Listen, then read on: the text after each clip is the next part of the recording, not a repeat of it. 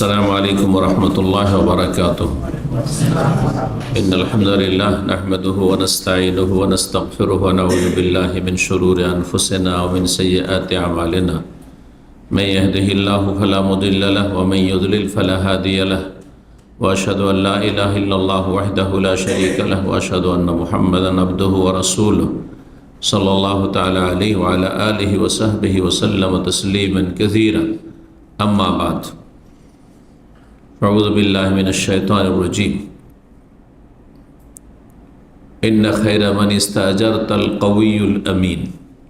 সম্মানিত ভাতৃমণ্ডলী, আল্লাহ রাব্বুল আলামিনের প্রশংসা এবং প্রিয় নবী সাল্লাল্লাহু আলাইহি সাল্লামের ওপর সালাত ও সালামের পর আজ বৃহস্পতিবার 27শে সফর 1447 হিজরি মোতাবেক 21শে আগস্ট 2025 আমাদের ধারাবাহিক বিষয়ভিত্তিক আলোচনার বিষয়বস্তু একটি গুরুত্বপূর্ণ হক এবং হক সম্পর্কে, অধিকার সম্পর্কে, প্রাপ্য সম্পর্কে আমরা 20-এরও বেশি আলোচনা করেছি।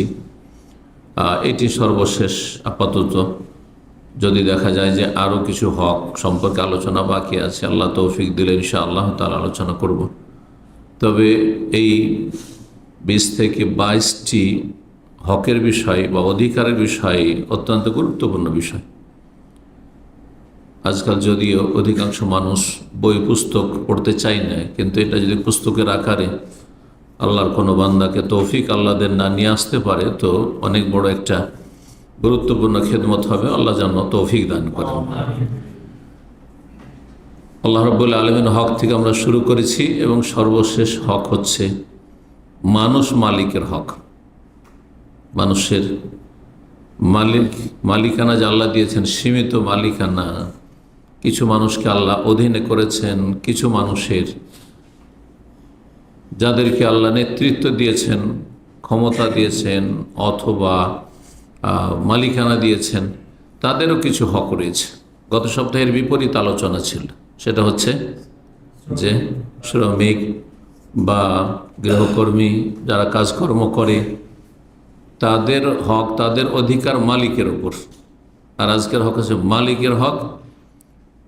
যারা শ্রম দেয়, কাজকর্ম করে, কারো অধীনে আন্ডারে কাজ করে, আর তাদের দায় দায়িত্ব কী রয়েছে, তাদের ওপর অধিকার কী রয়েছে মালিকের। এই মর্মে বেশ কিছু আয়াত রয়েছে এই হকগুলির সাথে সম্পর্কিত। এই জন্য আমরা কোরআনে কারীমের আলোকে প্রথম আলোচনা করব এবং তার সাথে রাসূলুল্লাহ সাল্লাল্লাহু আলাইহি সাল্লামের হাদিসগুলি কিছু আপনাদের সামনে পেশ করব। আল্লাহ রাব্বুল আলামিন যেন এই বিষয়টিকে সুন্দরভাবে পেশ করার তৌফিক দান করেন এবং আমাদেরকে আপন আপন জায়গা থেকে যে যে পর্যায়ে আছি অন্যের হক আদায়ের তৌফিক দান করেন। যদি জান্নাত পেতে হয় তো যেমন রবের হক আদায় করতে হবে, যিনি সত্যিকারের মালিক আর মালিক, মালিক ইয়াউমিদ্দিন এবং মালিকিন নাস। আল্লাহর দুটি হচ্ছে নাম, মালিক আর মালিক। সূরা ফাতিহাতে প্রসিদ্ধ তেলাওয়াতে রয়েছে মালিক, আর সূরা নাসে রয়েছে মালিকিন নাস। জি, তিনি সব কিছুর মালিক আর সব কিছুর মাবুদ, সব কিছুর রব। আর মানব জাতির মধ্য থেকে এক শ্রেণীর লোককে আল্লাহ ক্ষুদ্র মালিকানা দিয়েছেন, সীমিত মালিকানা দিয়েছেন। তো মালিকদের হক ইসলামের দৃষ্টিতে আল্লাহ রাব্বুল আলামিন সূরা কাসাসের আয়াত নম্বর 26-এ মূসা আলাইহিস সালাম সম্পর্কে, যে মূসা আলাইহিস সালামের ফেরাউনের দেশ মিশর থেকে নিজের জীবন রক্ষার জন্য বেরিয়ে যাওয়া যৌবনকালে, আর তারপরে মাদিয়ান নামক শহরে এসে পৌঁছা, দীর্ঘ সময় ধরে পায়ে হেঁটে কষ্ট করে সফর করে সেখানে যখন পৌঁছিলেন ক্ষুধার্ত এবং ক্লান্ত পরিশ্রান্ত হয়ে, আর না কাউকে চেনেন, না কোনো পরিচয় আছে, না আশ্রয়স্থল আছে, কিন্তু আত্মরক্ষার জন্য সেখানে পৌঁছিলেন। আর তারপরে সেখানে দুটো মেয়েকে দেখতে পেলেন, যে তারা কিছু বকরি ছাগল নিয়ে পানি খাওয়ানোর জন্য কূপের কাছে দূরে গিয়ে দাঁড়িয়ে আছে। ঘটনা অনেকেই জানেন হয়তো, সে ঘটনা বললে লম্বা হয়ে যাবে। তো তারপরে সেই মেয়েদের কাজটি তিনি করে দিলেন, পানি কূপ থেকে উঠিয়ে দিলেন আর তাড়াতাড়ি করে পানি পান করিয়ে দিলেন। আর তারপরে কিছুই বললেন না যে আমি ক্ষুধার্ত আছি, আমার এই প্রয়োজন আছে, তো অভাব আছে, তোমার আব্বাকে কিছু বলিও, কিছুই বললেন না। ইখলাস, আল্লাহ সন্তুষ্টের জন্য করেছি। ভালো একটা কাজ করে যদি দুনিয়াতে নগদ নগদ চেয়ে নেব, তো আখিরাতে কি পাবো? এই শিক্ষা। তারপরে কারো দ্বারস্থ না হও, কারো কাছে ছোট না হওয়া, রবের কাছে ছোট হও, রব খুশি হবে। কিছুই চাইলেন না, কিছুই বললেন না। মেয়ে দুটো বাড়ি গেল, আর বাড়ি যাওয়ার পরে বাবা জিজ্ঞেস করলো, বাবা খুব বুড়ো মানুষ, আর কোনো ছেলে সন্তান নেই, কি ব্যাপার এত তাড়াতাড়ি আজকে চলে এসছে? অন্যদিন তো অনেক লেট হয় পানি পান করাতে, কারণ আগে পুরুষরা পানি পান করে, পুরুষ রাখালগুলো চলে যায়, তারপরে মেয়েরা তখন দেখে যে এখন জায়গায় খালি, পর্দানাসীন মেয়ে, যুবতী মেয়ে, সুতরাং তারা পরে শেষখানে পানি পান করান, সবসময় বিলম্ব হয় যেতে, এত তাড়াতাড়ি কী করে চলে আসলে? ঘটনা বললেন যে এরকম একজন যুবক আসলো, আর আসার পরে আমাদেরকে বললো যে তোমাদের কাজটা আমি করে দিচ্ছি। সুবহানাল্লাহ। এই জন্য তাড়াতাড়ি কাজটা হয়ে গেছে, আমাদের পানি পান করানো হয়েছে বকরিকে, আর চলে এসেছি নিয়ে, বকরির পাল নেই। তারপরে মেয়ের ইচ্ছা যে এই ছেলেটাকে ঘরের জামাই করতে হবে, মানে দুই বোনের একজনের সাথে বিয়ে যেন হয়। কিন্তু লজ্জা, নারীদের অলংকার হচ্ছে লজ্জা, নারীদের সবচাইতে উত্তম সাজ হচ্ছে আল হায়া, লজ্জা। এমনকি পুরুষদেরও লজ্জা থাকা, নবী সাল্লাল্লাহু আলাইহি ওয়াসাল্লাম বলেন আল হায়াউ শুবাতুম মিনাল ঈমান, নর হোক আর নারী হোক, আল হায়াউ শুবাতুম মিনাল ঈমান, লজ্জা হচ্ছে ঈমানের গুরুত্বপূর্ণ একটি শাখা। 70-এর বেশি শাখার একটি হচ্ছে লজ্জা। সহিহ বুখারীর হাদিস। লজ্জা না থাকলে মানুষ যে কোনো পাপ করতে পারে, যে কোনো কাজ করতে পারে, যে কোনো অন্যায় কথা বলতে পারে, ওরা লাগাম থাকে না কিছু। লজ্জা থাকলেও সব জায়গায় চিন্তা করবে, আল্লাহকে লজ্জা পাবে, মানুষকে লজ্জা পাবে। জি, তো ইশারা ইঙ্গিতে বাবাকে ইঙ্গিত করে বলছেন, লজ্জা সরাসরি বলতে পারেন যে আমরা ওই ছেলেকে বিয়ে করতে চাই। আজকালকার কিছু বেহাবে নিজেই কন্ট্যাক্ট করা শুরু করেছে, বাবাকেও বলতে যাচ্ছে না, যদিও বাবাকে বলা যায় যাচ্ছে। বলছে ইয়াবাতে ইস্তাজের, হে সম্মানিত পিতা, আব্বা, এই ছেলেটিকে আমাদের বাড়ি শ্রমিক হিসেবে রেখে নেন, মজদুর হিসাবে রেখে নেন, চাকর হিসাবে রেখে নেন বাড়ি, কারণ আমাদের কোনো ভাই নেই, সংসারের কাজে প্রয়োজন রয়েছে। তারপরে দুটো বৈশিষ্ট্য বলে কেন এই ছেলেটিকে রাখবেন, যুক্তি। তাহলে আদর্শ শ্রমিক, আদর্শ কর্মচারী, হ্যাঁ, আদর্শ চাকর হচ্ছে ইন্না খায়রা মান ইস্তাজারতাল কাউইয়ুল আমিন, নিশ্চয়ই সবচাইতে উত্তম, উৎকৃষ্ট, ভালো শ্রমিক হচ্ছে, ভালো চাকর হচ্ছে, ভালো মজদুর হচ্ছে যে আল কাউই, শক্তিমান, শরীরে শক্তি আছে, মানসিক শক্তি আছে, শারীরিক শক্তি আছে, ক্ষমতা আছে, হ্যাঁ, শিক্ষাগত শক্তি ক্ষমতা আছে। অযোগ্য ব্যক্তিকে কি হবে? আল কাউই একটি গুণ। আপনি যে পেশা নিয়েছেন সেটা যদি পেটের দায় শুধু নিয়ে থাকেন, না সে সম্পর্কে জ্ঞান আছে, না বাস্তব কোনো আপনার কোনো এইরকম কোনো কাজ করেছেন জীবনে, হ্যাঁ, দুনিয়ার গরজে আপনি মিছামিছি বলেছেন কাজ জানি, হ্যাঁ, লেগে গেছেন, বেতন নিচ্ছেন আপনি, হয়তো যে কোনো জায়গায় হোক না কেন, দেশে হোক আর বিদেশে হোক, তাহলে আপনি জ্ঞানের দিক থেকে, অভিজ্ঞতার দিক থেকে শক্তিশালী না, দুর্বল। কাজ অনেক ভারী কাজ নিয়েছেন, 12 ঘন্টার কাজ, রৌদ্রের কাজ, মেহনতের কাজ, জীবনে মেহনত করেননি, বাপের হোটেলে খেয়ে এসছেন, আর হঠাৎ আপনি মাঠে ঘাটে কাজ নিয়ে ফেলেছেন, আপনি, হ্যাঁ, কোম্পানিতে কাজ নিয়েছেন, হ্যাঁ, কঠিন পরিশ্রমের, আপনি শক্তিশালী না, নাকি ক্ষেত্রে দুর্বল। চিন্তা করা উচিত আপনাকে, আপনি যে কাজটা নিয়েছেন সেই যোগ্যতা নেই আপনার, শারীরিক দিক থেকে হোক, মানসিক দিক থেকে হোক, হিম্মতের দিক থেকে হোক, জ্ঞানগত দিক থেকে হোক, অভিজ্ঞতা এক্সপিরিয়েন্সের দিক থেকে হোক। আল কবি, এই ছেলেটি, এই যুবকটি ওটা শক্তিশালী। কীভাবে শক্তিশালী বুঝলেন? মেয়েগুলো দূরে দাঁড়িয়ে আছেন আর তাকাচ্ছেন।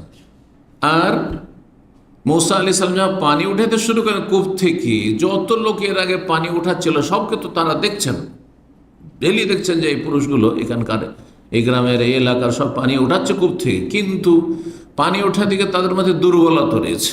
আস্তে ধীরে বালতি উঠাচ্ছে, আর বালতি উঠা দিয়ে কমজোর লোকেরা যখন কূপ থেকে পানি উঠিয়েছেন, কেউ কুয়া থেকে পানি উঠিয়েছেন, কমজোর লোক যে রশি আছে ও কূপের দেয়ালের সাথে ঘেঁষতে ঘেঁষতে ঘুষে ঘুষে টেনে হেঁচড়ে কোনো রকম করে উঠাবে। আর শক্তি যদি থাকে, আর তারপরে উঠাতে গিয়ে কোমর কি হয়ে যাবে, বাঁকা হয়ে যাবে, ঝুঁকিয়ে যাবে। কিন্তু শক্তিশালী হইলে সোজা ঢাম হয়ে দাঁড়িয়ে আছে, সোজা হয়ে দাঁড়িয়ে আছে। আর রশিকে আপনার কূপের দেয়ালের সাথে লাগতেও দিচ্ছে না, সোজা টান দিয়ে উঠিয়ে নিচ্ছে, আর ধাই ধাই করে উঠিয়ে নিচ্ছে। এসব দেখেছেন এই মেয়েগুলো, এই জন্য বললাম কবি, শক্তিশালী, বুঝলেন? আল আমিন, এবং বিশ্বস্ত। দ্বিতীয় বৈশিষ্ট্য হচ্ছে বিশ্বস্ত, আমানতদার। খেয়ানত করে না, বেঈমান না। এটা কি করে বুঝলেন? এটা এই জন্য বুঝলেন যে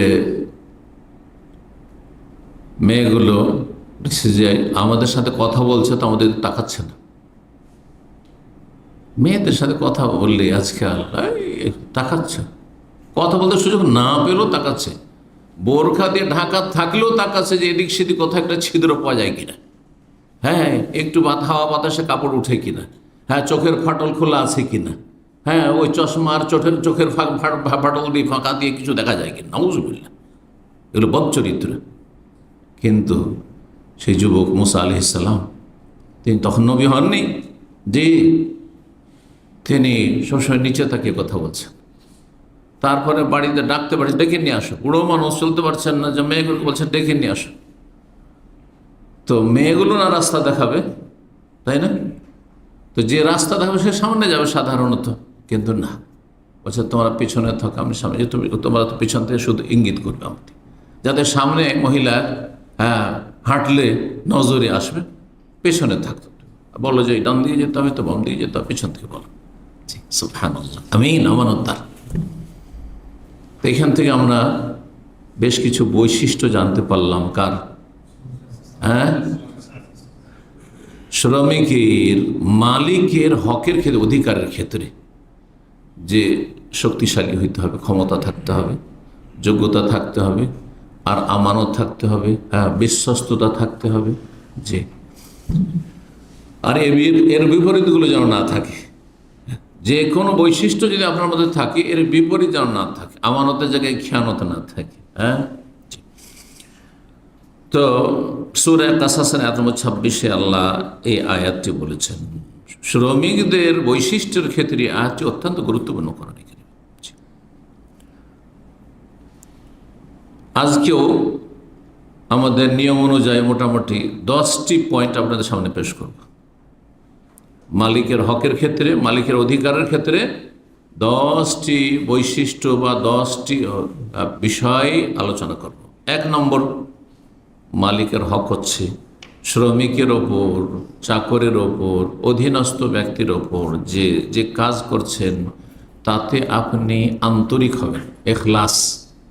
যে কোনো কাজে এখলাস থাকলে ওর কোয়ালিটি আলাদা হবে। এখলাস মানে এখলাস লিল্লাহ, আমি আল্লাহর জন্য কাজ করছি, আল্লাহর জন্য কাজ করছি, নিঃস্বার্থ কাজ করছি। অত্যন্ত গুরুত্বপূর্ণ। আমল কবুলের শর্তে প্রথম হচ্ছে ইখলাস, আর 2 নম্বর হচ্ছে নবী সাল্লাল্লাহু আলাইহি ওয়াসাল্লামের তরিকা। এক আল্লাহর জন্য করা, আর এক রসুলের তরিকা করা ইবাদত বন্দেগীর ক্ষেত্রে। কিন্তু দুনিয়ার কাজকর্মের ক্ষেত্রে যদি এমন কোনো কাজ হয় যে কাজটি নবী সাল্লাল্লাহু আলাইহি জামানায় ছিল না, যদিও শরীয়তের আওতাতে থাকতে হবে আপনার, মৌলিক নীতিমালা অবশ্য নির্ধারিত আছে, কিন্তু ধরেন এমন কাজ করছেন, এমন আপনি যা জায়গায় আছেন যে পরিস্থিতিগুলো তখন ছিল না, কিন্তু আপনি যে কোনো জায়গায় কাজ করেন কিয়ামত পর্যন্ত, যতই আপনার দুনিয়া উন্নতি করে যাক আর আপনার কাজের ধরন পাল্টে যাক, এখলাসের বিষয়টি আপন জায়গায় ঠিক আছে। যে কাজ করছেন, হ্যাঁ, নিষ্ঠার সাথে আপনি, এখলাস মানে নিষ্ঠা, এখলাস মানে খুলুসিয়ত, এখলাস মানে আন্তরিকতা, হ্যাঁ, এখলাস মানে স্বার্থপরতা নয়, হ্যাঁ, নিঃস্বার্থ হয়ে কাজ করা। তাহলে এখানে আপনাকে এই অনুভূতি রাখতে হবে যে আমি যার কাজ করছি তার কাছ থেকে আমি পারিশ্রমিক নিচ্ছি, বেতন নিচ্ছি, যেভাবে নেন না কেন, দৈনিক নেন, মাসে নেন, যেভাবে নেন, বেতন নিচ্ছি। হ্যাঁ, সে বেশ কিছু জিনিস বা দায়িত্ব পালন করছে আমার ক্ষেত্রে। চিন্তা করুন, একটা চাকরির মাধ্যমে এই বিষয়গুলি অনেকেই চিন্তা করেন না, কিন্তু দীর্ঘদিন চাকরি করছেন অন্যের কাছে, কোনোদিন চিন্তা করেন না যে আপনার একটা বেতনে আপনার নিজের পেট, নিজের সংসার, নিজের চিকিৎসা, নিজের প্রয়োজন মেটাচ্ছেন, স্ত্রীর প্রয়োজন মেটাচ্ছেন, ছেলে মেয়ে মানুষ করা হয়ে গেল, বাপ মায়ের প্রয়োজন মেটাচ্ছেন, ভাই বোনকে মানুষ করছেন, তাদেরকে প্রতিষ্ঠিত করছেন, কত মানুষকে দান সাদকা করছেন আপনি, আর কত উপকৃত হচ্ছেন। তার একজন মালিকের কাছ থেকে আপনি কতটা লাভবান হচ্ছেন চিন্তা করুন তো দেখি। কোনোদিন এভাবে কোন চিন্তা করেছেন? সবসময় যেন একটা ঘৃণা ভাব, একটু কষ্ট পেলে অথবা একটু বিপরীত অবস্থা হইলে, কিন্তু কখনো চিন্তা করেছে আমি ছিলাম কোথায় যখন চাকরি ছিল না তখন, আর চাকরি পাওয়ার পরে আমি কত দূরে পৌঁছেছি, এবং আমার এই একটা চাকরি দিয়ে, হ্যাঁ, একটা ইনকাম সোর্স দিয়ে এই সোর্সটা বন্ধ হয়ে গেলে আমি একেবারে ভেঙে পড়বো, বা আমার পরিবার সংসার ভেঙে পড়বে, কঠিন অবস্থা হয়ে যাবে। চিন্তা করুন, এই বিষয়গুলি চিন্তা করার প্রয়োজন রয়েছে। কথা যদি এইভাবে বিস্তারিত বলি তাহলে একটি বিষয় অনেক লম্বা হয়ে যাবে, যার ফলে খুব সংক্ষেপে এই বিষয়গুলি নিয়ে আপনাদেরও চিন্তা চেতনার ক্ষমতা আছে। হ্যাঁ, চিন্তার জগতে আপনিও চিন্তা করতে পারেন, আপনার বিবেক আছে, সুতরাং বিবেককে কাজে লাগাবেন। তাহলে কি হবে? কাজে নিষ্ঠা আসবে, যে আমি যেহেতু কিছু নিচ্ছি সুতরাং কিছু দিতে হবে। নেওয়ার ক্ষেত্রে যদি কম করে তো আমি সেটা অনুভব করব যে আমার সাথে অবিচার করা হলো, জুলুম করা হলো, যে আমার ন্যায্য অধিকার দেওয়া হচ্ছে না, যে সব চুক্তি রয়েছে তা পুরা করা হচ্ছে না। তাহলে এই অধিকার তো তারও রয়েছে যে আমি যদি কাজে ঘাটতি করি, ত্রুটি করি, গাফিলতি করি, আর যদি সেখানে ঠকামি করি তো আমাকেও ফেঁসে যেতে হবে হাসরের মাঠে। সুতরাং এখানে এখলাসের সাথে আরেকটি কথা লাগিয়ে দিই, সেটা হচ্ছে যে কাজটি করবেন সুন্দরভাবে করবেন, যেন কোয়ালিটি ভালো হয়। আজকাল বিল্ডিং লাইনে আরব দেশে, আমাদের দেশে একটা পাকা বিল্ডিং মানে জানেন, আমরা ছোটোকালে ইটের নিজের ভাটা করেছি, তারপরে নিজের বাড়ির ইট দিয়ে আমরা বাড়ি গেঁথেছি। জি, তো আমাদের দেশে একটা পাকা বাড়ি মানে তার আয়ু হচ্ছে 100 বছর। এখানে 20 বছর 30 বছর পরে 12টা বেজে যাচ্ছে বিল্ডিংয়ের। কেন? এর পিছনে বিভিন্ন কারণ হতে পারে, তার মধ্যে একটি হচ্ছে প্রচণ্ড গরমের দেশ, কিন্তু একটি গুরুত্বপূর্ণ কারণ হচ্ছে যে অযোগ্য লোকেরা বেশি কাজ করে, যাদের পেশা এগুলি ছিল না, যারা পেটের দায় এগুলোতে লেগেছে, ঠকামি করে কাজ করেছে, কাজ করে দিয়ে গেছে, হ্যাঁ, কারেন্টের সমস্যা, কাজ করে গেছে প্লাম্বিংয়ের সমস্যা, কাজ করে গেছে এখানে সমস্যা সেখানে সমস্যা। আরে ভাই, যেই কাজ আপনি জানছেন না, তাহলে আপনি সেই ক্ষেত্রে আপনি দুর্বল, কাউই শক্তিশালী নন, অযোগ্য আপনি, তাহলে খেয়ানত করেছেন আপনি, আমানত রক্ষা করেননি, জি, দায়িত্ব পালন করেননি আপনি, রবের কাছে সামনে গিয়ে হাসরের মাঠে আপনার কঠিন অবস্থা হয়ে যাবে। জি, তো কাজকে সুন্দরভাবে করতে হবে। আয়াত শোনাই, সূরা তাওবা আয়াত নম্বর 105, আল্লাহ বলছেন, ওয়াকুলে মালু, হে নবী, মানব জাতিকে বলে দাও, এ মালু, তোমরা কাজ করো, কর্ম করো। হ্যাঁ, কর্মহীন হইলে হবে না, জি, অলস হইলে হবে না, কর্মঠ হইতে হবে।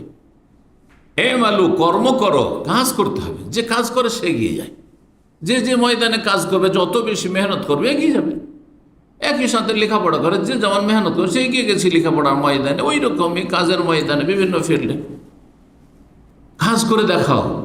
ফাসায়ারাল্লাহু আমালাকুম ওয়া রাসূলুহু ওয়াল মুমিনুন, কারণ তোমাদের আমল প্রথম আল্লাহ দেখছেন, স্বয়ং সব কিছু দেখছেন, ওয়া রাসূল রাসূলুল্লাহ সাল্লাল্লাহু আলাইহি ওয়াসাল্লামের জীবদ্দশায় রাসূলও দেখছেন সাল্লাল্লাহু আলাইহি ওয়াসাল্লাম যে তোমরা কে কেমন আমল করছে, আবু বকর কেমন করছে আর আবু হুরায়রা কেমন করছে, আর ওই মুনাফিকদের যারা দলবলের লোক তারা কেমন করছে, সব দেখছেন রাসূলুল্লাহ সাল্লাল্লাহু আলাইহি ওয়াসাল্লাম। ওয়াল মুমিনুন, মুমিন মুসলিরা সমাজের ওরাও দেখছে, আপনার সুপারভাইজার দেখছে, আপনার ফোরম্যান দেখছে, আপনার মালিক দেখছে, আপনার মালিকের পরিবারের লোকেরা দেখছে। ওয়াল মুমিনুন, মুমিন মুসলিমের আশেপাশে ওরাও দেখছে। এটি ইবাদতের ক্ষেত্রে যেমন, আকীদার ক্ষেত্রে যেমন, তেমনই দুনিয়ার এই সব কাজকর্মের ক্ষেত্রে যে যেমন কাজ করবে সবাই বুঝবে যে এই কাজে কেমন। ঠিক কিনা বলেন, চিন্তা করেন। ইবাদত বন্ধ যদি 5টা মসজিদে করেন তো কেউ বলে যে বেনামাজি, সবাই বলে যে 5টায় ফজরের দিকে প্রথম কাতারের দিকে, সবাই বলবে। ঠিক ওই রকম কাজের ক্ষেত্রে যদি আপনি অ্যাক্টিভ হন আর যদি আমানতের সাথে কাজ করেন আর যদি সত্যি হক আদায় করেন, সবাই আপনার সুনাম করবে। আল্লাহ দেখছেন, রসুল দেখছেন, আর মুমিনরাও দেখছেন। এবং আল্লাহর কাছে ফিরে গেলে তখন সেখানে চূড়ান্ত ফয়সালা হবে। আল্লাহ জানিয়ে দেবেন কে কেমন কাজ করেছে, কার কোয়ালিটি কেমন ছিল। তারপরে আরেকটি বিষয় রয়েছে এখানে, সেটা হচ্ছে মুরাকাবার বিষয়। সুফিদের মুরাকাবা না, সেটি গুমরাহি। মুরাকাবা মানে আল্লাহ আমাকে দেখছেন, আল্লাহ আমাকে দেখছেন, আল্লাহ আমার শুনছেন, আল্লাহ আমার সব জানছেন। এই বিষয়গুলি সব সময় মস্তিষ্কে মগজে বসিয়ে রাখে, কখনো যেন সরে না যায়। আল্লাহ দেখছেন, মালিক দেখলো না, নেই ফোরম্যান, নেই সুপারভাইজার, আমি একাই কাজ করছি। হ্যাঁ, তারপরে হিসাবও নেই, আমাকে টার্গেটও দেওয়া হয়নি যে এতটা করে আসতে হবে। কিন্তু আল্লাহ তো দেখছেন, আল্লাহ তো জানছেন, আল্লাহ তো শুনছেন সব কিছু। কী করছো তুমি? সুবহানাল্লাহ। আল্লাহ যেন বুঝার তৌফিক দান করেন। সূরা যুখরুফ আয়াত নম্বর 80 আল্লাহ ইরশাদ, আম ইয়াহসাবুনা, মানুষরা কি এরকম মনে করে, আন্না লা নাসমাউ সিররাহুম ওয়া নাজওয়াহুম, আমি তাদের গোপন কথা শুনি না, আর তারা যে গোপন আলাপ করে চুপি সারে কথা বলে, কানে কানে কথা বলে, তো বুঝি না বা জানি না, সব শুনছি। আল্লাহ বলছেন বালা, এটা অবশ্যই। আল্লাহ বলছেন যতই গোপনে বলো না কেন, এমনকি মনে কোনো কথা আসলো সেটাও আল্লাহ জানে ভালো মন্দ। ও রসুল, এমনকি ও রসুলনা লাদাইহিম ইয়াকতুবুন, আর অতিরিক্ত হচ্ছে যে আমার দূতেরা মানে ফেরেশতারা ওই সমস্ত মানুষের পাশে বসে লিখতে আছে। এটা অতিরিক্ত। আমি আল্লাহ জানি, ওইটি দিয়ে হিসাব করে নিতে পারতাম ভালো মন্দের, হ্যাঁ, সৎ অসতের, জান্নাতি জাহান্নামীর, কিন্তু তারপরে আমি আমার দূতকে ফিট করে রেখেছি কিরামান কাতিবিন, সম্মানিত ফেরেশতাদেরকে। ইয়ালামুনা, তারা জানছে, লিখছে। ইয়াকতুবুন, এখানে তারা লিখে সাথে সাথে রেকর্ড করছে।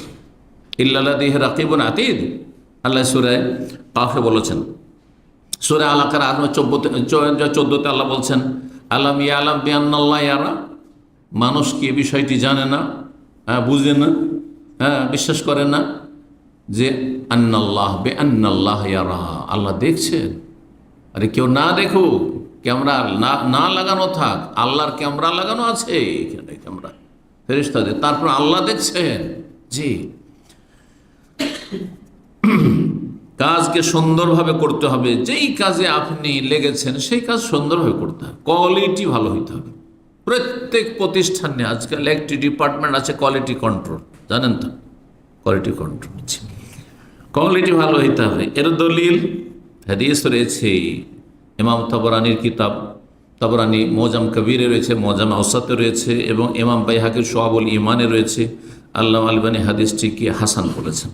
মা আয়েশা রাদিয়াল্লাহু তাআলা হাদিস বর্ণনা করছেন, রাসূলুল্লাহ সাল্লাল্লাহু আলাইহি ওয়াসাল্লাম বলেন, ইন্নাল্লাহ আয ইউহিব্বু ইযা আমিলা আহাদুকুম আমালান আইয়ুতকিনাহু।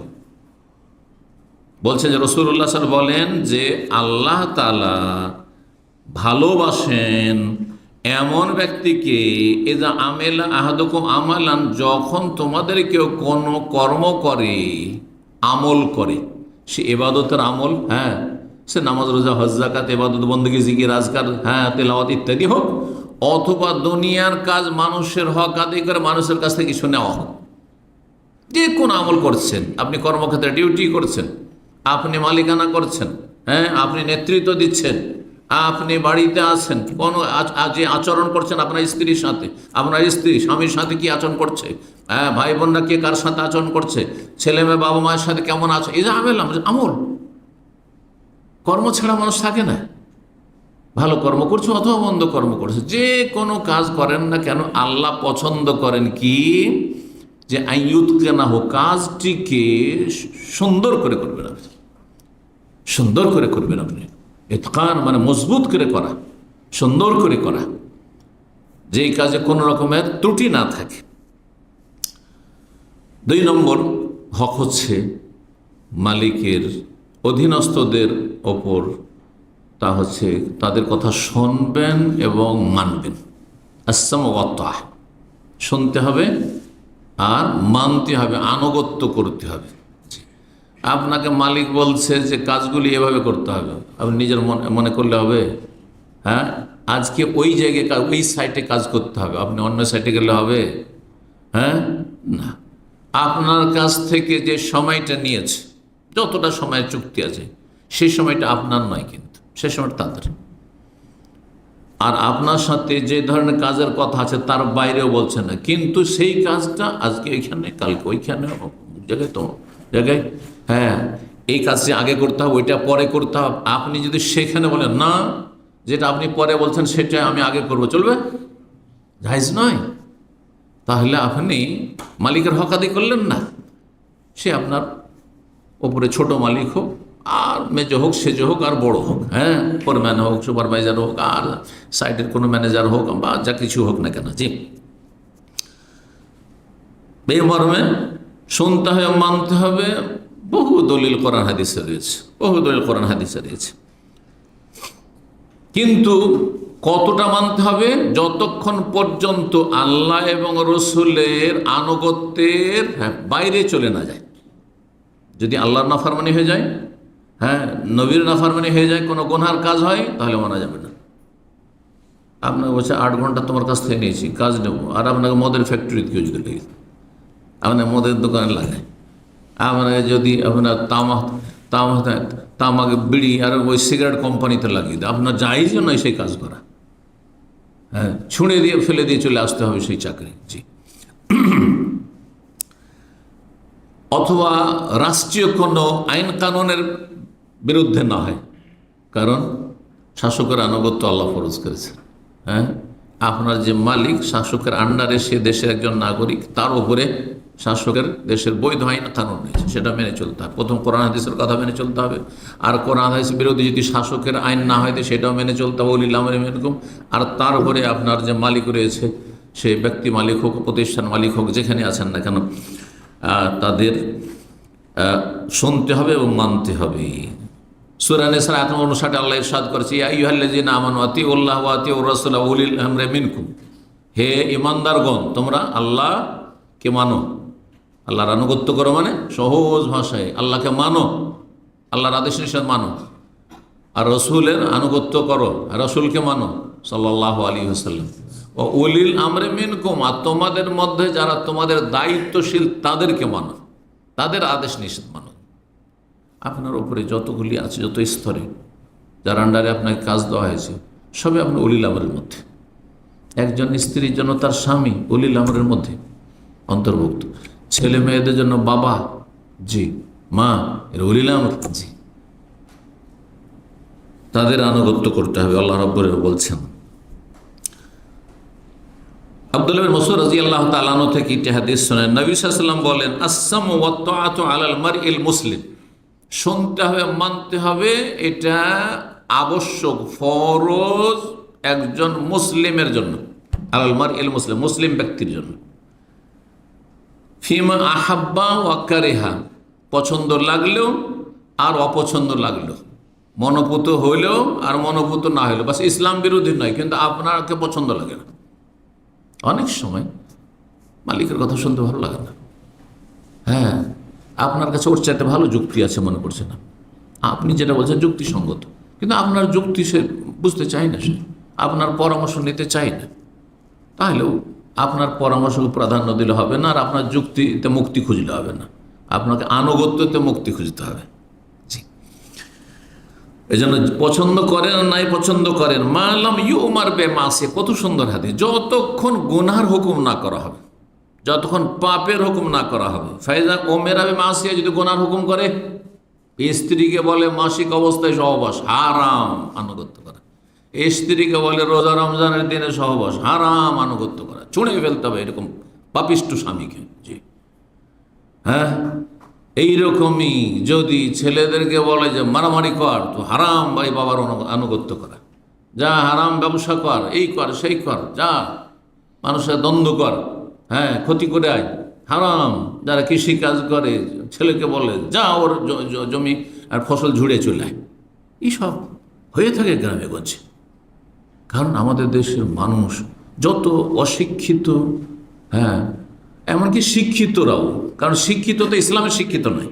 সমস্যা হচ্ছে যারা আমাদের দেশে শিক্ষিত তারা ইসলাম সম্পর্কে শিক্ষিত নয়, যার ফলে তারাও বড় বড় জালেম, তারা বড় বড় জালেম। কখনো শিক্ষা নেই, আর কখনো শিক্ষা থাকলেও এমন শিক্ষা আছে যেই শিক্ষা তাকে মানুষের মতো মানুষ তৈরি করেনি, অমানুষ হয়ে থেকে গেছে, দুনিয়ার উচ্চ শিক্ষিত হয়েছে। আল্লাহ তাদের অনিষ্ট থেকে রক্ষা করুন। তো রাসূলুল্লাহ বললেন ফাইদা ওমেরা বেমাসিয়া, যদি গুনার নির্দেশ দেওয়া হয়, অর্ডার কিন্তু কাজটি পাপের, তো বলছেন ফালা সামা ওয়ালা তা, না শুনবেন না মানবেন, শুনবো না মানবেন না, তখন শুনবেন না মানবেন না। আপনাকে বলা হচ্ছে দাড়ি মুন্ডে আসতে হবে, না শুনবেন না মানবেন। আল্লাহরও ভরসা করুন, রিজিক আকাশে রয়েছে, কোনো মানুষের হাতে রিজিক নেই। সহিহ বুখারী 6611, সহিহ মুসলিমে 3423 নম্বর হাদিস। 3 নম্বর অধিকার মালিকের, সেটি হচ্ছে আপনি যে মালিকের কাজ করছেন সেই কাজের যোগ্যতা আপনার মধ্যে থাকতে হবে, শক্তি ক্ষমতা থাকতে হবে। হ্যাঁ, আয়াত আগেই ভূমিকাতে পড়েছি, শক্তি থাকতে হবে, যোগ্যতা থাকতে হবে।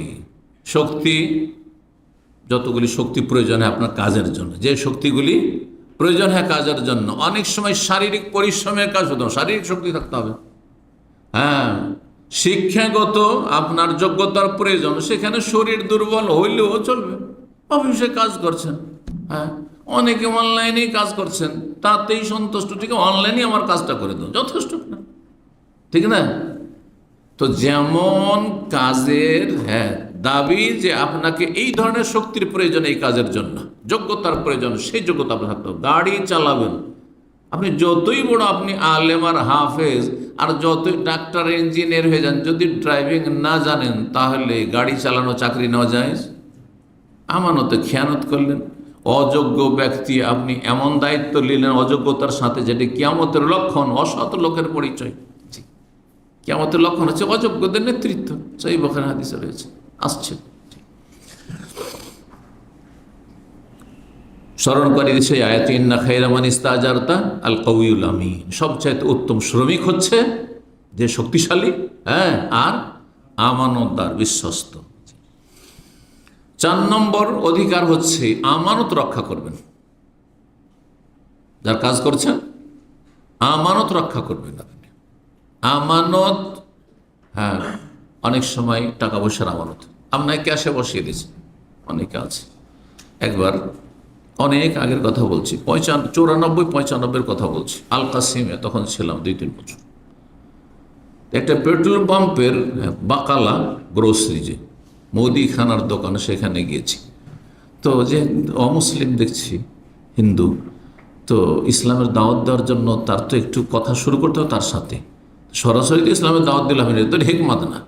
তো তার সাথে একটু কথা বলা শুরু করলাম, কেমন আছো, ভালো আছো ইত্যাদি, কোথায় বাড়ি ইত্যাদি। আর তারপরে বললাম যে তোমার বেতন শতন কেমন কেমন চলছে, বেতন মাসের মাস ঠিক পেয়ে যাচ্ছ কিনা ইত্যাদি। তো কি বলছে জানেন? বলছে বেতন বেশি না, বেতন আমার 700 টাকাই, তবে আমি পুষিয়ে নিই, তবে আমি পুষিয়ে নিই। চিন্তা করেন আপনি, কোথা থেকে বলছে? আমি ক্যাশে বসি, আমি বাংলায় তর্জমা করছি, ও হিন্দিতে বলছে, নেপালি। ও বলছে যে আমি ক্যাশে বসি, আর মালিক সপ্তাহে একবার আসে, বলে কত ইনকাম হইলো, যা দিলাম দিলাম, বাকি আমার। আউযু বিল্লাহ, এটা তো না হয় কাফের, আল্লাহ পরকালে বিশ্বাসী নয়। বহু মুসলিম আছে এরকম হারামখোর, যে হারাম খায়, জি কোম্পানিকে ডুবিয়ে দিয়ে চলে যাচ্ছে, হ্যাঁ, মালিকের সর্বনাশ করে দিয়ে চলে যাচ্ছে।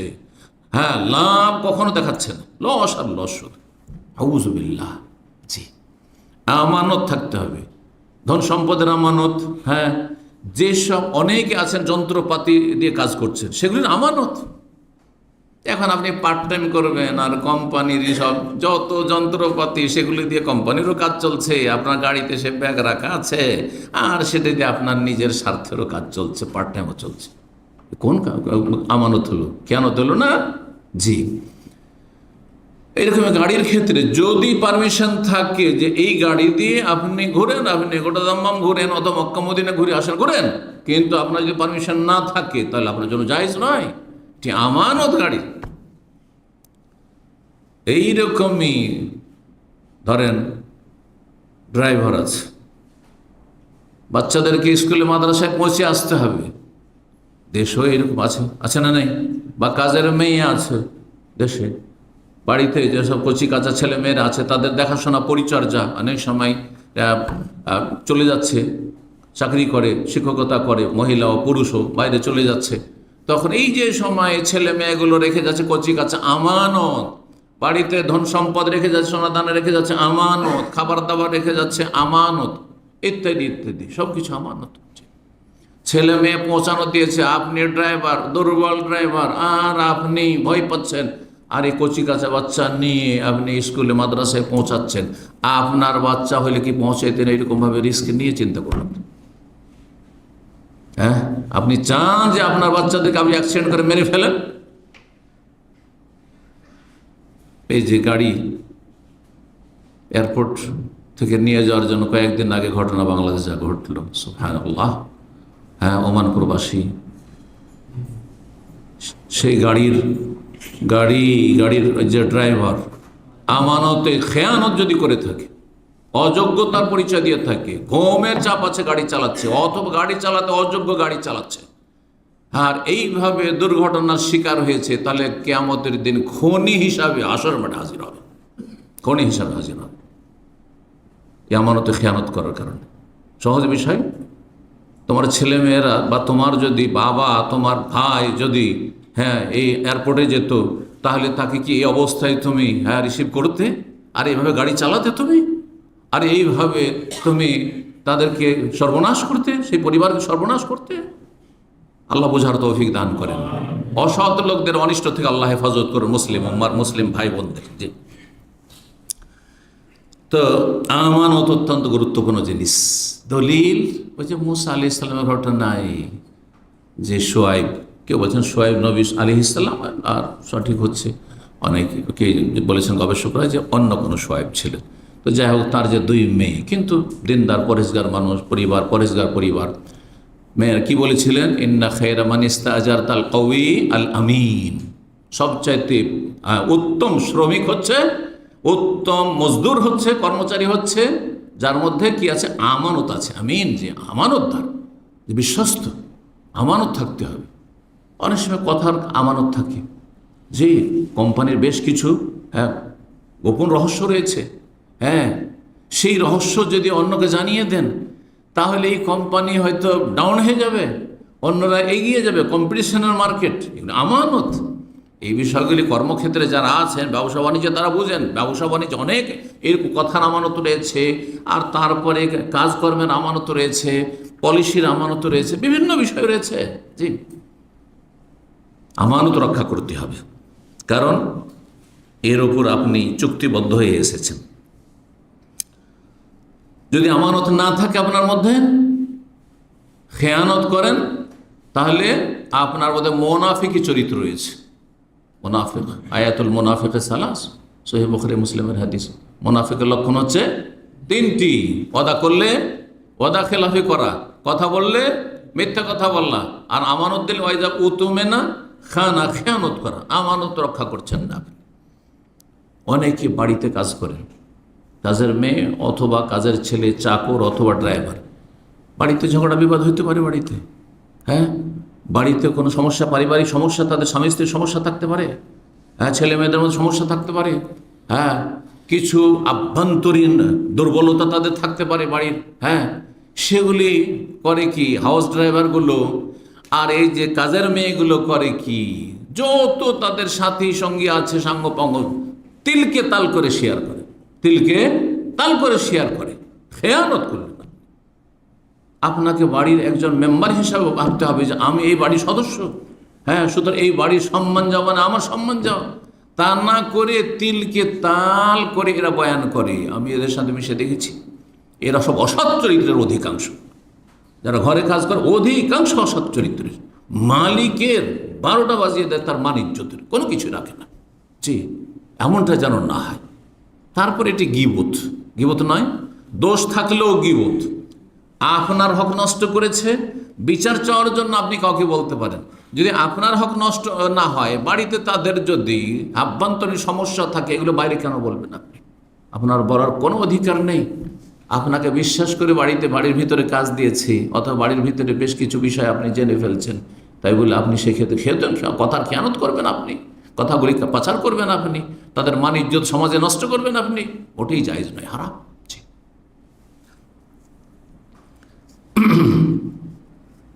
5 নম্বর হক সততা, সত্যবাদী হবে। কাজের ক্ষেত্রে যদি সততা থাকে, তাহলে ডিউটির ক্ষেত্রে সততা, হ্যাঁ, আপনার কাজের সময়গুলির ক্ষেত্রে সততা, তাই না, দায় দায়িত্ব পালনের ক্ষেত্রে সততা।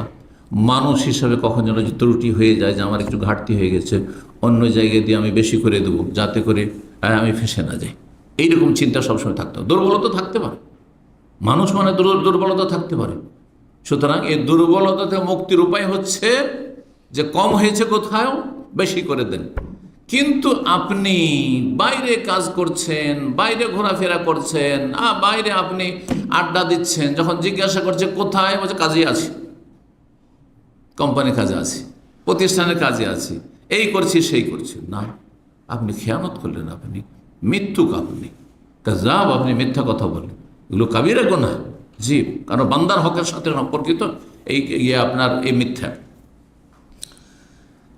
তো আল্লাহ রাব্বুল আলামিন কোরআনে কারিমে ইরশাদ করেছেন সূরা আহজাবের আয়াত 70-71, ইয়া আইয়ুহাল্লাযীনা আমানুত্তাকুল্লাহ ওয়া কুলু কাওলান সাদীদা, হে ইমানদারগণ তোমরা আল্লাহকে ভয় করো এবং সঠিক কথা বলি। সঠিক কথা হচ্ছে সত্য কথা, আর এর বিপরীত হচ্ছে বেঠিক কথা, মানে মিথ্যা কথা, যেটা ঠিক নয়, অবাস্তব। অবাস্তব মানে মিথ্যা। ভদ্র ভাষা, আজকাল কিছু ভদ্র ভাষা আমরা বলে থাকি, এটা অবাস্তব কথা, যে সরাসরি মিথ্যা কথা।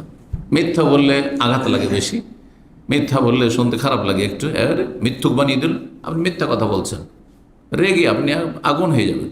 কিন্তু আপনি অবাস্তব কথা বলছেন, বুঝলেন না ভদ্র ভাষা, যে আপনাকে মিথ্যুক বলা হইল, তাই না? জি, কুলু কাওলান সাদীদা, সঠিক কথা বলবে। সঠিক কথা বললে হবে ইউসলিহ লাকুম আমালাকুম, তোমাদের কাজগুলি আরো সুন্দর করে দেবেন, দীর্ঘদিন তুমি তো ওই মালিকের কাছে থাকতে পারবে। সুন্দর করে এই ময়দানের এই ব্যাখ্যা করেন আয়াতের, তোমাদের কাজগুলিকে সুন্দরভাবে পরিচালনা করে, তোমার চাকরি খাবে না, কখনো চাকরি যাবে না, কারণ তোমার প্রয়োজন, কখনো তোমার মধ্যে কোনো মিথ্যা পাইনি, খেয়ানত পাইনি, হ্যাঁ, সততা দেখেছে তোমার মধ্যে। ইউসলিহ লাকুম আমালাকুম, তোমার কাজগুলি সুন্দরভাবে আল্লাহ পরিচালনা করবে। হ্যাঁ, রুজি ভালো অবস্থায় লেগে থাকবে, তাহলে অবস্থান হ্যাঁ ওপরে যাবে, হ্যাঁ, তোমার উন্নতি হবে, পদোন্নতি হবে। ওয়াগফির লাকুম যুনুবাকুম, আর বড় কথা, আল্লাহ তোমার ভুল ত্রুটিগুলো মাফ করে দেবেন, কারণ তুমি আল্লাহকে ভয় করেছো আর সঠিক কথা বলেছো, সত্য কথা বলেছো, কখনো মিথ্যার আশয় দাওনি। আল্লাহ রাব্বুল আলামিন যেন আমাদের ভুল ত্রুটি মাফ করেন। নবী সাল্লাল্লাহু আলাইহি হাদিস আব্দুল্লাহ ইবনে মাসউদ রাদিয়াল্লাহু তাআলা বর্ণনা করেছেন, রাসূলুল্লাহ বলেন আলাইকুম বিসসিদক, তোমরা সততাকে মজবুত করে ধারণ করো, সত্যবাদী হও। ফাইন্না সিদকা ইয়াহদি ইলাল বির, কারণ সততা মানুষকে নেকির রাস্তায় নিয়ে যায়। সত্যবাদী সময় নেকির রাস্তায় থাকে। ওয়াইনাল বিররা ইয়াহদি ইলাল জান্নাহ, আর নেকি জান্নাতের রাস্তা দেখায়। ওয়াইয়াকুম আল কাযিব, তোমরা সাবধান মিথ্যা থেকে, কখনো মিথ্যা আচরণ করবে না, হ্যাঁ, মিথ্যা রিপোর্ট দেবে না, মিথ্যা কথা বলবে না, মিথ্যা লিখবে না, কোনো কিছু করবে না, মিথ্যা জীবনযাপন করবে না, মিথ্যার আশ্রয় নেবে না। ফাইনাল কাযিবা ইয়াহদি ইলাল ফুজুর, কারণ মিথ্যাচারিতা মানুষকে পাপের দিকে ঠেলে দেয়। এক মিথ্যা ঢাকার জন্য কয়েক মিথ্যা বলতে হয়, একটা মিথ্যা ঢাকার জন্য আরও কয়েকটা গুনাহ করতে হয় না? জি, এটি দেশের প্রবাদ আছে কিন্তু, যে একটি পাপ ঢাকার জন্য কয়েক পাপ করতে হয়। অনেক উদাহরণ আছে। জি, ওয়াইনাল ফুজুর ইয়াহদি ইলান নার, আর পাপ মানুষকে জাহান্নামের দিকে নিয়ে চলে যায়। আর মানুষ যখন সবসময় মিথ্যা কথা বলতে থাকে আর মিথ্যা আচরণ করতে থাকে, অহরহ মিথ্যা বলছেন, অহরহ মিথ্যা আচরণ করছেন আপনি, মিথ্যার আশ্রয় নিচ্ছেন আপনি কর্মস্থলে বা যে কোনো জায়গায়, তখন কি হয়, হাত্তা ইউক্তাবা ইনদাল্লাহি কাযযাবান, আল্লাহর কাছে আমলনামাতে ফেরেশতারা আপনাকে কাযযাব, মিথ্যুক বলে লিখে দেয়। এই লোকটি মিথ্যুক, আপনার রিপোর্ট হচ্ছে যে আপনি সত্যবাদী না, মিথ্যুক। আর মিথ্যুক জাহান্নামে যাবে, নবী সাল্লাল্লাহু আলাইহি ওয়াসাল্লাম বলছেন ইয়াহদি ইলান নার। 6 নম্বর অধিকার হচ্ছে, আপনি যার কাজ করছেন হিতাকাঙ্ক্ষী হবেন। হিতাকাঙ্ক্ষী, দরদি হবেন আপনি, ভালো চাইবেন আপনি, কল্যাণকামী হবেন আপনি।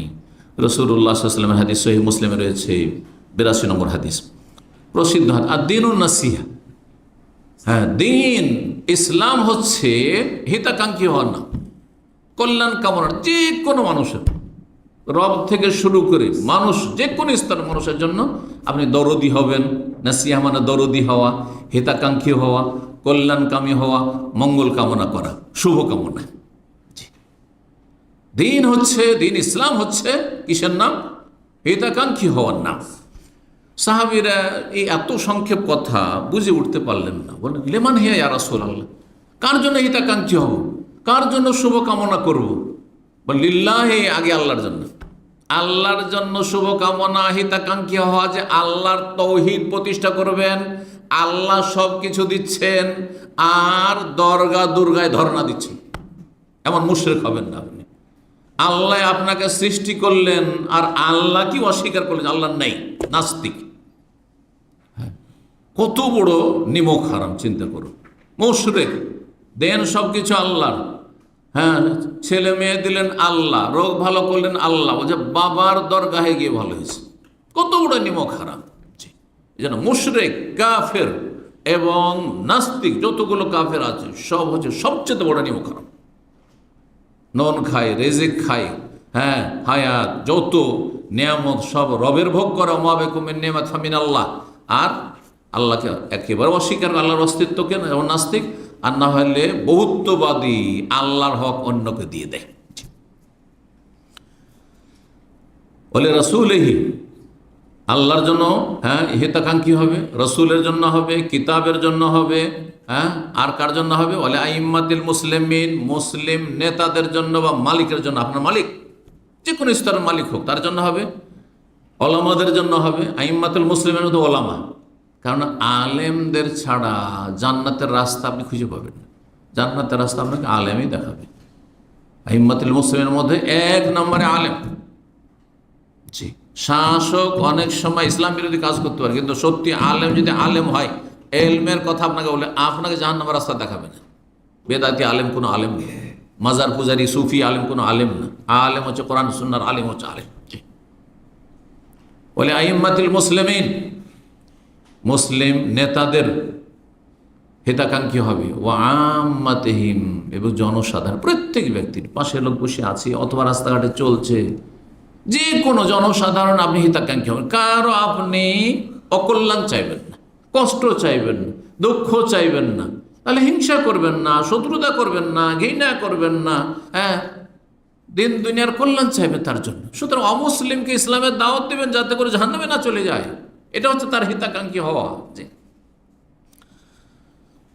তো 6 নম্বর হক হয়ে গেল। তো নবী সাল্লাল্লাহু আলাইহি ওয়াসাল্লামের আরেকটি হাদিস রয়েছে, জারির বিন আব্দুল্লাহ, প্রখ্যাত সাহাবী রাদিয়াল্লাহু তাআলা আনহু, তিনি বলছেন, বায়াত রাসূলুল্লাহ, আমি রাসূলুল্লাহ সাল্লাল্লাহু আলাইহি ওয়াসাল্লামের শপথ করেছি, হাতে হাতে বায়াত করেছি, কি আলা ইকামিস সালাত ওয়া ইতাইজ যাকাত, যে 5 ওয়াক্ত সালাত কায়েম করব, যাকাত দেব, ওয়া নুসহে লিকুল্লি মুসলিম, আর প্রত্যেক মুসলিমের আমি হিতাকাঙ্ক্ষী হব, শুভ কামনা করব।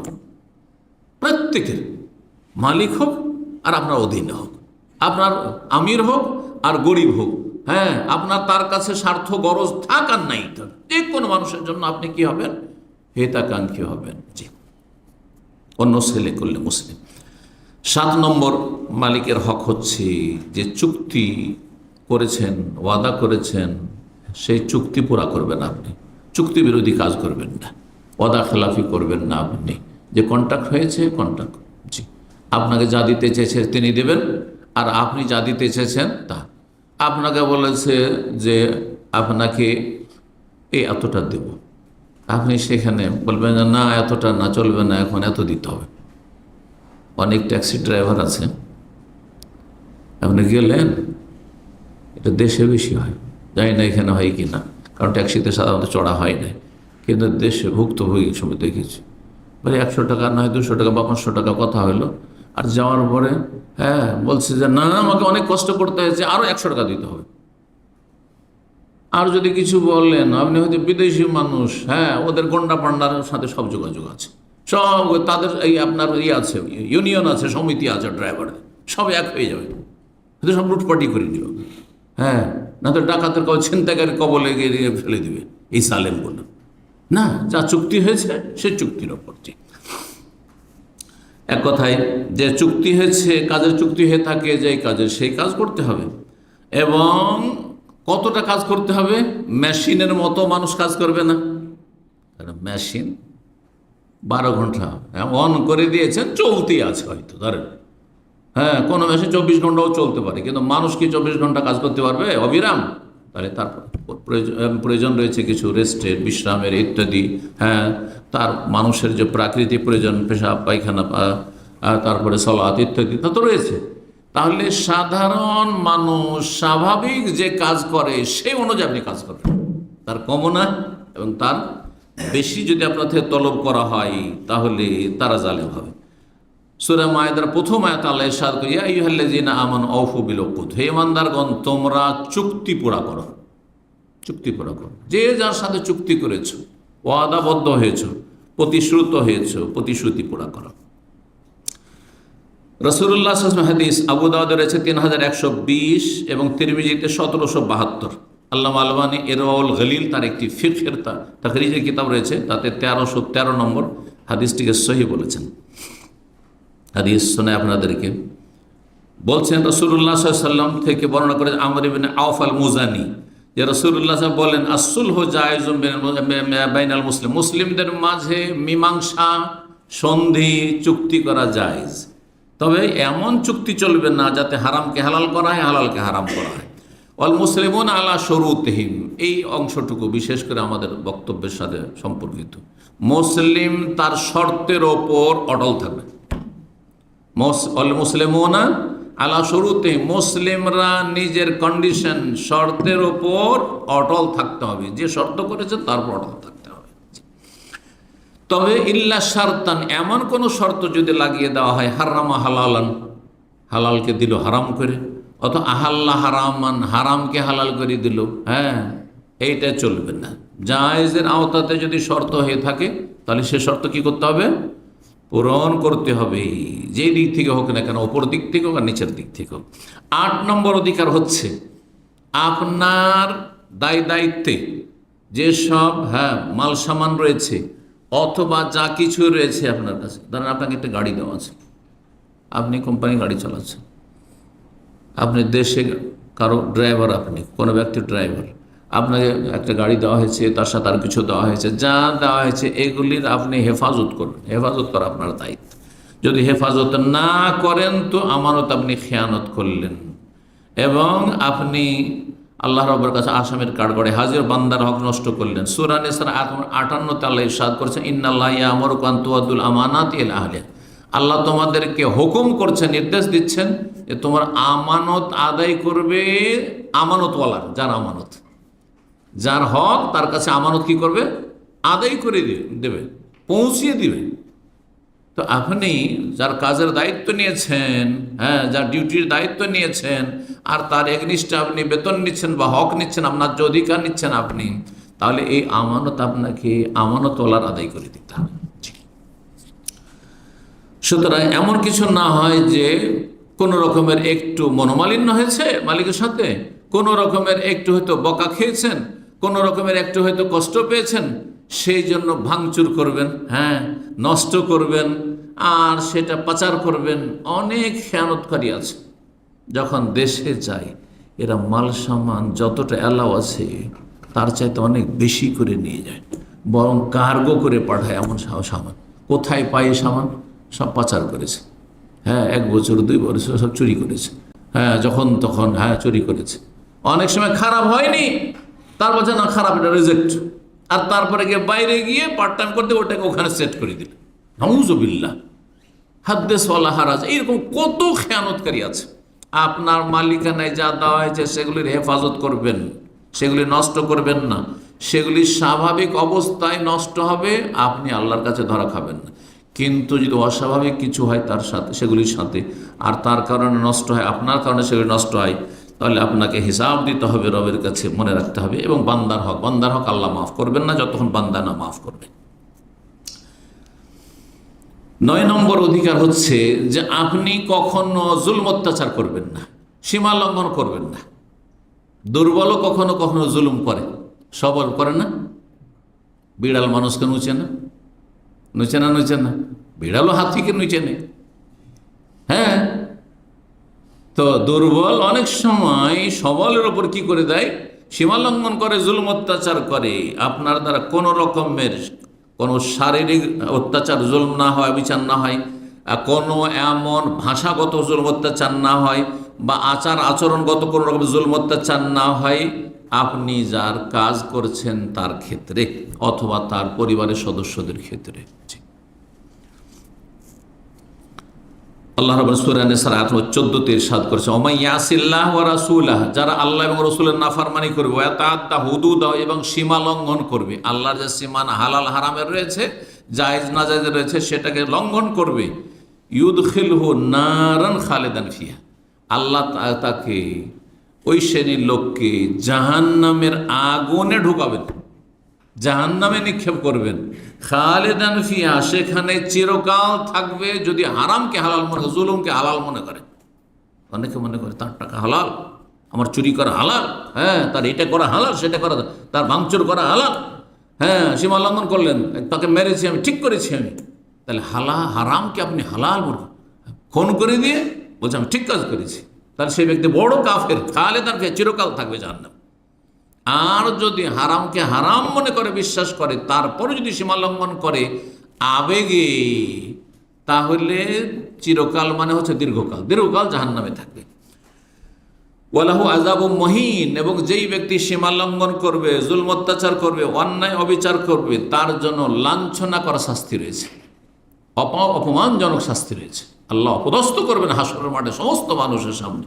আল্লাহ রাব্বুল যেন আমাদেরকে সংযত হওয়ার তৌফিক দান করেন, মানুষের হক, আল্লাহর হক যথাযথ আদায়ের তৌফিক দান করেন।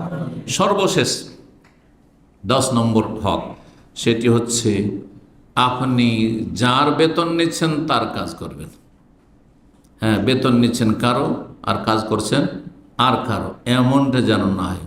হ্যাঁ, সরাসরি হয়তো অন্যের কাজ করছেন বা অন্যের স্বার্থে কাজ করছেন, আপনি অন্যের স্বার্থে কাজ করছেন, এটা করবেন না। আর একটু কাজ নেবেন না। অনেক, হ্যাঁ, আপনার ফোরম্যান আছে, সুপারভাইজার আছে, ম্যানেজার আছে, ছোটো মোটো, হ্যাঁ, মালিকের ডিউটির সময় নিজের বাসায় গিয়ে ফোরম্যান কাজ করাচ্ছে লেবারকে, হ্যাঁ, সুপারভাইজার নিজের স্বার্থে কাজে লাগিয়েছে, নিজের ছেলে মেয়েকে নিয়ে আসার জন্য লাগাচ্ছে, হ্যাঁ, ড্রাইভার হচ্ছে কোম্পানির, আর ওকে দিয়ে ওই সুপারভাইজার বলছে যা আমার বাচ্চাদেরকে স্কুল থেকে নিয়ে আয়। হারাম, হারাম। আপনার উপরের মালিকের কাছে পারমিশন নিয়েছেন, যদি পারমিশন না থাকে তো জায়েজ নয়। আপনি কাজ করবেন যার নুন খাচ্ছেন তার গুণ গে, অন্যের স্বার্থে কাজ করবেন না। অনেকেই দুর্বল ইমানের কর্মচারী, আপনার ডিউটির সময়কালে পার্ট টাইম করে ওঠে, এত ফোরম্যান নেই, অধা ফোরম্যান সুপারভাইজারকে ম্যানেজ করে নিয়েছে, ঘুষ বকশিস দিয়ে ম্যানেজ করে নিয়েছে, আর তারপর বাইরে চলে গিয়ে কি করছে, সেখানে পার্ট টাইম করছে। জি, খেয়ানত। ডিউটির সময় ডিউটির সময় বাইরে অন্য কোনো স্বার্থে কাজ করতে পারবেন না। আপনি কাজ করবেন যেই মালিকের আপনি বেতন খাচ্ছেন, হ্যাঁ, পারিশ্রমিক নিচ্ছেন, সেই মালিকের স্বার্থে কাজ করবেন, অন্যের স্বার্থে কাজ করবেন না। যদি এটা করেন তাহলে আপনি আমানত নষ্ট করলেন, খেয়ানত করলেন এবং অযোগ্যতার প্রমাণ দিলেন। রাসূলুল্লাহ সাল্লাল্লাহু আলাইহি ওয়াসাল্লামের হাদিস, আবু হুরায়রা রাদিয়াল্লাহু তাআলা আনহু থেকে বর্ণিত, হাদিস সহিহ বুখারীর 57 নম্বর হাদিস, এটি দিয়ে আলোচনা শেষ করছি। বলছেন তিনি আবু হুরায়রা, বাইনামান নবী সাল্লাল্লাহু আলাইহি ওয়াসাল্লাম ফি মাজলিসিন, একবার রাসূলুল্লাহ এক মজলিসে বসেছিলেন, ইউহাদ্দিসুল কওম, আর বেশ কিছু সাথী সঙ্গীরা সাহাবা রয়েছে, তাদের সাথে কথাবার্তা বলছেন, দিনের কথা চর্চা করছেন। জাহু আরাবিয়ুন, একজন বেদুইন যাযাবর আসলো বাইরে থেকে, এসে জিজ্ঞেস করলো, মাতাস সাআতু ইয়া রাসূলুল্লাহ, কিয়ামত কখন হবে, কিয়ামত কখন অনুষ্ঠিত হবে। ফামাযা রাসূলুল্লাহ ইউহাদ্দিসু, রাসূলুল্লাহ সাল্লাল্লাহু আলাইহি ওয়াসাল্লাম নিজের কথা চালিয়েই গেলেন। আলোচনার মাঝখানে কেউ যদি এসে প্রশ্ন করে আমাকে, তাহলে আমার উচিত হবে আলোচনা চালিয়ে যাওয়া, তার প্রশ্নে ভ্রুক্ষেপ না করা। হয় তার দিকে কান দিতে হবে না, আর না হলে তাকে বসিয়ে দিতে হবে। জি, এটি হচ্ছে শিক্ষা নবী সাল্লাল্লাহু আলাইহি ওয়াসাল্লামের। নবী সাল্লাল্লাহু আলাইহি ওয়াসাল্লাম নিজের কথা চালিয়ে গেলেন, তার দিকে ভ্রুক্ষেপ করলেন না। ফাকালা বাযুল কওম, তখন কিছু কিছু লোকেরা মন্তব্য করে, সামিয়া মাকাল, নবী সাল্লাল্লাহু আলাইহি ওয়াসাল্লাম শুনেছেন হয়তো ওই লোকটির কথা, বেদুইনের কথা, ফাকারিহা মাকাল, কিন্তু তার এইভাবে আলোচনার মাঝখানে এসে প্রশ্ন করা, কোনো জিজ্ঞাসা করা, এটাকে রাসূলুল্লাহ সাল্লাল্লাহু আলাইহি ওয়াসাল্লাম অপছন্দ করেছেন, তাই ভ্রুক্ষেপ করেননি, ইগনোর করেছেন। ঠিক আছে। ওয়াকাল বাযুম, কেউ কেউ বলল, না না এটা না, বাল্লাম ইয়াসমা, নবী সাল্লাল্লাহু আলাইহি ওয়াসাল্লাম ওর কথা শুনেননি, হয়তো নবী সাল্লাল্লাহু আলাইহি ওয়াসাল্লাম ওর কথা শোনেননি, বেদুইনের কথা। হাত্তাই কাজা হাদিসাহু, রাসূলুল্লাহ সাল্লাল্লাহু আলাইহি ওয়াসাল্লাম যখন তার বক্তব্য আলোচনা শেষ করে ফেললেন, তখন বললেন, আইনা সাইর আনিস সা, যে কিয়ামত সম্পর্কে একটু আগে আমাদের আলোচনার মাঝখানে জিজ্ঞেস করছিল, সে কোথায়, কোথায় ওই লোকটি। কালা হা আনা ইয়া রাসূলুল্লাহ, তখন এই বেদুইন বলছে, এই যে আমি, হ্যাঁ আনা, এই যে আমি, ইয়া রাসূলুল্লাহ সাল্লাল্লাহু আলাইহি ওয়াসাল্লাম। তখন নবী সাল্লাল্লাহু আলাইহি ওয়াসাল্লাম বলে, ইযা দুইয়াতুল আমানাতু ফান্তাজিরিস সাহ, যখন আমানতকে বরবাদ করে দেওয়া হবে, আমানতকে বিনষ্ট করা হবে, আমানতকে নষ্ট করে দেওয়া, আমানতে খেয়ানত, আমানত নষ্ট করা মানে কি, খেয়ানত করা। আমানতে যখন খেয়ানত করা হবে, নষ্ট করা হবে, তখন ফান্তাজিরিস, কিয়ামতের অপেক্ষা করি, কিয়ামত কাছে চলে এসছে। আজকাল ওপর মহল থেকে নিচ মহল পর্যন্ত যাকে যে আমানত দেওয়া হচ্ছে, অধিকাংশ ইল্লা মান রাহিম আল্লাহ, আমানতকে নষ্ট করে ফেলেছে, আমানত নষ্ট করেছে। দেশে শান্তি প্রতিষ্ঠা করবে, অশান্তি, সেখানে অশান্তির রাজ কায়েম করেছে। দেশে নিরাপত্তা কায়েম করবে, নিরাপত্তা বলে কিছু নেই। দেশের চাঁদাবাজি বন্ধ করবে, কোনো কিছু নেই। দেশে আইন কানুনকে শক্তিশালী করবে, সবল করে, কোনো কিছু নেই।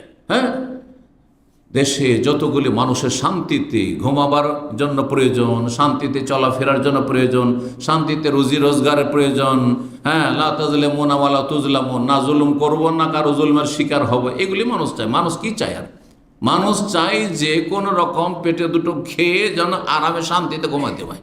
সেটাই যদি কায়েম না করে দেয়, তো কত বড় অযোগ্য লোক এরা। আর সেই অযোগ্য লোকের আমানতকে নষ্ট করেছে। ইযা যুইয়াতিল আমানত, যখন আমানতকে নষ্ট করে দেওয়া হবে, ফান্তাজিরিস সাহ।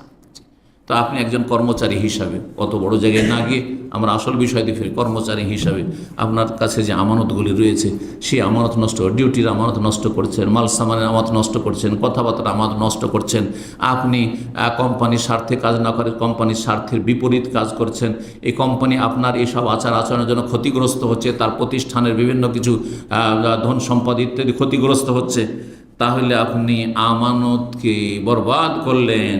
সুতরাং কিয়ামত কাছে এসেছে, কিয়ামত কাছে এসেছে। আপনি একজন কিয়ামতের আলামত। রাসূলুল্লাহ সাল্লাল্লাহু আলাইহি ওয়াসাল্লামকে জিজ্ঞেস করলেন, সাহাবীরা বুঝতে পারলেন না, আমানত কেমন করে নষ্ট হয়ে যায়। কারণ তখনকার প্রথম শিক্ষার আলো জ্বালানো হচ্ছে। ওয়াকাইফা ইযাআতু ইয়া রাসূলুল্লাহ, কেমন করে আবার আমানত নষ্ট করে মানুষ। বলেন, ইযা উসসিদাল আমরু ইলা গায়রি আহলিহি ফান্তাজিরিস, যখন অযোগ্যকে কোনো মালিকানা দেওয়া হবে, দায়িত্ব দেওয়া হবে, কাজের ভার দেওয়া হবে, তখন জানিও যে কিয়ামত কাছে চলে এসছে। সব জায়গার অযোগ্য আর অযোগ্য, যোগ্য মানুষ পাওয়া মুশকিল। ফতোয়া দেওয়ার ক্ষেত্রে অযোগ্য, মোল্লা ফতোয়া দিচ্ছে, মসজিদের ইমাম হাফেজ ফতোয়া দিচ্ছে, দাঁড়িয়ে দেখলেই ফতোয়া জিজ্ঞাসা করা শুরু করছেন, অযোগ্য জাহেলরা ফতোয়া দিচ্ছে, জেনারেল লাইনে দু চার হরফ পড়ে ফেসবুকের বড় বড় মুফতি হয়ে গেছে।